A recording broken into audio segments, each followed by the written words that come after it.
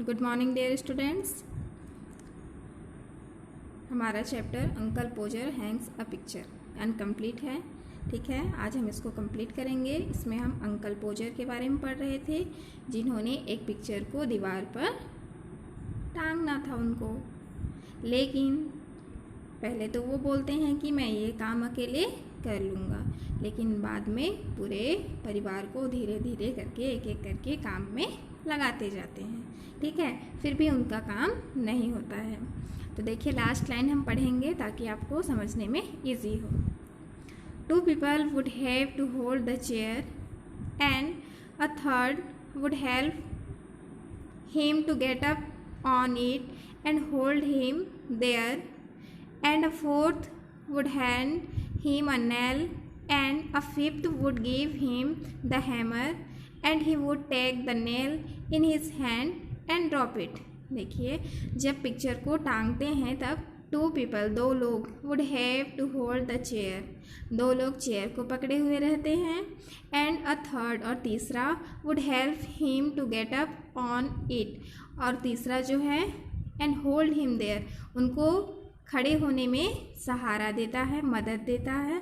And a fourth और जो चौथा would hand him a nail, nail means कील, कील जो दीवार पर लगाना है, उस कील को वो उनके हाथों में देता है, चौथा। एंड अ फिफ्थ और पाँचवा वुड गिव हिम, उनको दिया द हैमर, हथौड़ा, और पाँचवा उनको हथौड़ा दिया। And he would take the nail in his hand and drop it, और जैसे ही उन्होंने टेक लिया द नेल, नेल को, कील को अपने हाथों में लिया, इन हिज हैंड अपने हाथों में लिया, एंड ड्रॉप इट और उससे नीचे गिरा दिया। ठीक है, पहले अंकल पोजर बोले कि यह काम मैं अकेले कर लूँगा, तुम सब इसकी चिंता मत करो। लेकिन अब देखो, सब के सब उसमें लगे हुए हैं, फिर भी उनका काम नहीं हो पा रहा। यहाँ तक हम पढ़े थे। ठीक है, अब आगे बढ़ते हैं। केयरफुली वीडियो को वॉच करेंगे और सुनेंगे। ठीक है। There, he would say in an angry voice, now the nail's gone. There, वहाँ पर क्या हुआ? He would say, वो बोले, in an angry voice. Angry means गुस्सा, क्रोधित। अब बार बार वो काम कर रहे हैं, फिर भी नहीं हो रहा, तो उनको अब गुस्सा आने लगा और गुस्से में बोलते हैं now, अब the nail's gone, अब कील गिर गया। अब जब सब काम ठीक हुआ, उनके हाथ में जब कील आया तो अब कील नीचे गिर गया। And we would all have to go down on our knees and look for it while he would stand on the chair and want to know if he was to be kept there all the evening. And और we would all have, हम सभी जितने भी वहाँ help कर रहे थे, उनके फैमिली मेम्बर सब, to go down on our knees, अपने नीज मीन्स, नीज मीन्स घुटने, अपने घुटने पर सब आ गए। एंड लुक फॉर इट, और फिर कील को ढूंढने लगे। सब अब नीचे ढूंढ रहे हैं कील कहाँ गिर गया। वाइल, जबकि ही would stand on the chair, जबकि वे कहाँ खड़े थे? स्टैंड, खड़े थे, ऑन द चेयर, कुर्सी पर, कुर्सी पर। कौन? अंकल पोजर, वो खड़े थे। एंड वांट टू नो, और जानना चाह रहे थे, if he was to be kept there all the evening, क्या उन्हें इसी तरह से शाम तक खड़ा रहना पड़ेगा। मतलब उनको गुस्सा भी आ रहा है क्योंकि उनका काम बन नहीं रहा, और अब वो खड़े हैं कुर्सी में और सब नीचे कील ढूंढ रहे हैं, तो वो बोल रहे हैं कि क्या शाम तक मुझे ऐसे ही खड़ा रहना पड़ेगा। The nail would be found at last, but by that time he would have lost the hammer. The nail, कील, वुड बी फाउंड, कील अब मिल गया, एट लास्ट, अंत में, अंत में कील मिला, बट, लेकिन, बाय दैट टाइम, लेकिन उसके बाद, ही would have lost the hammer, लेकिन उसके बाद उनकी हथौड़ी फिर से गुम गई। अब उनको कील मिला तो क्या गुम गया? Hammer. Where's the hammer? What did I do with the hammer? 7 of you standing all around me, and you don't know what I did with the hammer। अब क्या बोलते हैं देखो, अब उनका हैमर गुम गया है। Where's the hammer? हथौड़ी कहाँ है? What did I do with the hammer? What did क्या किया? I do मीन्स करना, did मीन्स किया, with the hammer मैंने हथौड़ी का क्या किया? 7 of you standing all round me मेरे आसपास, तुम 7 लोग मेरे आसपास खड़े हो। एंड यू डोंट नो और तुमको नहीं पता, डोंट नो और तुम लोगों को नहीं पता what I did with the hammer कि मैंने हथौड़ी से क्या किया, मेरा हथौड़ी कहाँ गया। यहाँ पे 7 लोग खड़े हो फिर भी किसी को मालूम नहीं है कि हथौड़ा कहाँ गया।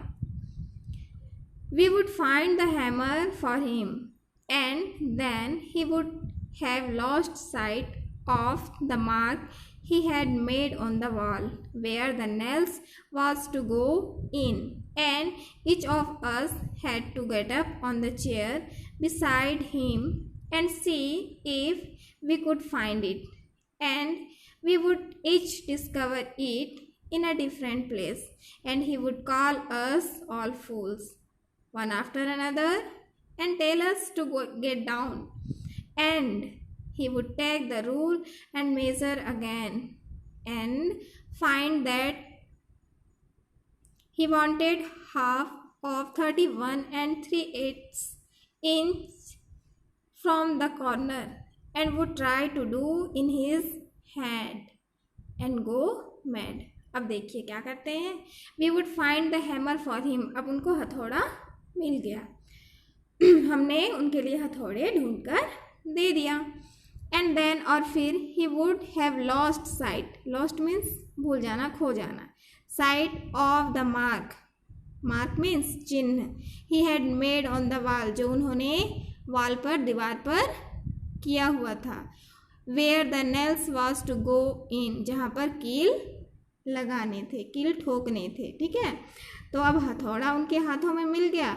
फिर उसके बाद क्या हुआ कि उन्होंने दीवार पर जो मार्क किया हुआ था जिसमें हथौड़े को जिसमें कील को ठोकने थे, कील ठोकने के लिए जो मार्क किया हुआ था अब वो चिन्ह को भूल गए।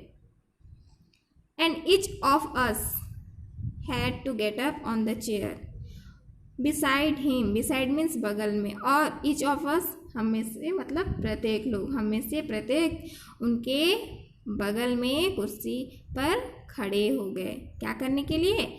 And see if we could find it कि हम उस मार्क को, उस चिन्ह को ढूंढ सके, और सब ढूंढने लगे कि मार्क कहाँ पर किया हुआ है। And we would each discover it in a different place, and we would each और हम में से प्रत्येक लोग डिस्कवर खोजे या पाए it in a different place, अलग अलग जगहों पर, सबको निशान अलग अलग जगह पर मिल रहा था। ठीक है, और किसी एक जगह पर कील लगाना था, लेकिन जब सारे लोग खड़े होकर देख रहे हैं तो सबको अलग अलग मार्क मिल रहा। And he would call us all fools, और फिर ही वुड कॉल उन्होंने हम सबको कहा फूल्स, क्या? मूर्ख। उन्होंने हम सबको मूर्ख कहा कि तुम लोग एक निशान ढूंढना है और यहाँ पर सब अलग अलग अपना निशान ढूंढ रहे हो। तो अंकल पोजर सबको क्या बोलते हैं? Fools. One after another and tell us to get down, एक के बाद एक तुम सब नीचे उतर जाओ। उन्होंने कहा टेल अस, उन्होंने हमसे कहा कि एक के बाद एक सब कोई अब नीचे उतरो। And he would take the rule and measure again, और फिर उन्होंने रूल, स्केल अपने हाथों में फिर से लिया। And measure again, measure means मापना, अगेन मीन्स फिर से या पुनः, और फिर से वो माप लेने लगे। एंड फाइंड दैट, और उनको पता चला कि ही वांटेड, वो चाहते थे, half of 31 and 3/8 inch, 3/8 inch from the corner, और उनको माप लेने लगे तो पता चला कि कोने से 31 का आधा और 3/8 इंच दूर होना चाहिए। And would try to do in it in his head, और उन्होंने अपने दिमाग से फिर से कोशिश करना शुरू किया। एंड गो मैड, और गो मैड मीन्स पागल हो गए, मतलब उनको अब कुछ समझ नहीं आ रहा कि मार्क कहाँ किए हैं और कहाँ से कितना दूरी पर कील लगाना है, इसीलिए यहाँ कहा जा रहा है एंड गो मैड, और फिर वो पागल हो गए। अपना दिमाग लगाए और समझ रहे हैं कि कहाँ कैसे मार्क करूं, और ऐसे में उनका दिमाग अब पागल की तरह होने लगा। And we would all try to do in it our heads and all get different results, and in the noise that was being made by everybody, the original number would be forgotten and Uncle Poser would have to measure it again. अब क्या किए, we would all try means कोशिश करना, do it in our heads अपने दिमाग से, अपने मस्तिष्क से, हम सभी लोगों ने अपने मस्तिष्क से अब सोचने की कोशिश किए। And all get different results, all get और सभी ने अपना अलग अलग परिणाम पाया। सब अपना अपना दिमाग लगाने लगे लेकिन सबका रिजल्ट अलग अलग आता था। And in the noise that was being made by everybody, और प्रत्येक के मुँह से एक स्वर में सभी का आवाज़ आया। The original number would be forgotten, forgotten means भूलना, सभी का एक स्वर में आवाज़ आया कि जो ओरिजिनल नंबर है, जो सही संख्या है, वो तो भूल गए। And uncle Podger would have to measure it again, और अब अंकल पोजर को फिर से माप लेना होगा, क्योंकि जो संख्या है उस संख्या को तो भूल गए हैं कि कितनी दूरी पर कील ठोकना है, इसलिए अब अंकल पोजर को फिर से माप लेना पड़ेगा। काम कितना इजी लग रहा था अंकल पोजर को कि मैं तुरंत कर लूँगा और तुम सब इसकी चिंता मत करो। बोलने के लिए तो पहले ही बोल दिए, लेकिन अब देखो ये काम उनके लिए कितना टफ है। He would use a bit of string this time, and at the critical moment when the old fool was trying to reach a spot 3 inches beyond what was possible for him reach, the string would slip and down he would fall on the piano, a really fine musical effect being produced when his head and body suddenly struck all the notes at the same time. अब देखिए क्या हुआ, he would use a beat of string this time, इस बार उन्होंने माप लेने के लिए string means धागे का उपयोग किया, use means उपयोग करना, and at the critical moment, और जो critical मोमेंट था, निर्णायक क्षण था, वो पल था, when the old fool किसको कहा जा रहा है, अंकल पोजर को, बूढ़ा मूर्ख, was trying to reach a spot 3 inches beyond means दूर, what was possible for him reach, possible means संभव, और जब वह बूढ़ा मूर्ख उस स्थान के 3 इंच आगे की ओर पहुंचने की कोशिश कर रहा था, the string would slip, और वह धागा, धागा क्या हुआ, would slip फिसल गया, and down he would fall, और फिर अंकल पोजर would fall गिर गए, कहाँ गिरे, on to the पियानो पर, a really fine musical effect being produced, और जब his head उनका सिर and body और उनका शरीर सडनली अचानक से स्ट्रक ऑल द नोट्स, जब अचानक से पियानो पर उनका बॉडी पड़ा, जब टकराए तो उस पियानो से एक संगीत का नोट बजने लगा, एक म्यूजिकल उसमें से निकलने लगा, ठीक है। अचानक से जब पियानो पर गिरे तब उस पियानो से एक संगीत की आवाज़ आई। And aunt Maria would say that she would not allow the children to stand round and hear such language.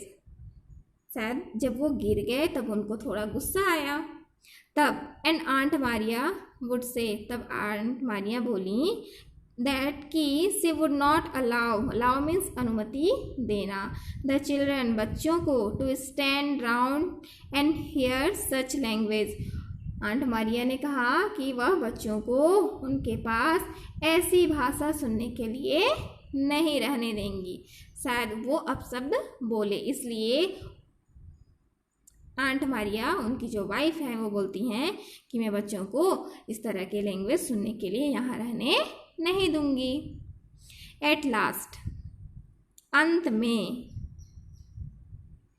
Uncle Podger would find the spot again and put the point of the nail on it with his left hand and take the hammer in his right hand, and at the first attempt he would strike his thumb and drop the hammer with a loud cry on somebody's toes।